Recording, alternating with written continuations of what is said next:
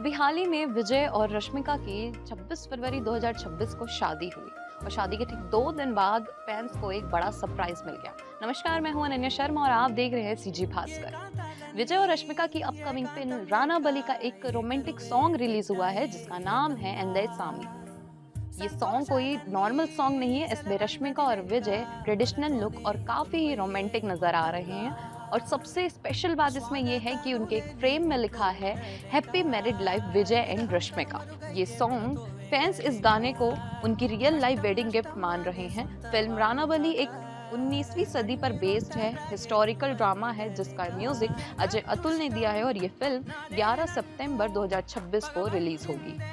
इनकी शादी उदयपुर में हुई थी और उसके बाद ये बहुत सरप्राइजिंग वेडिंग गिफ्ट था। अब आप हमें कमेंट करके जरूर बताइएगा कि आपको ये गाना कैसा लगा और आप इनकी फिल्म के लिए कितना एक्साइटेड है। बाकी हमारे चैनल सीजी भास्कर को सब्सक्राइब करना ना भूलें।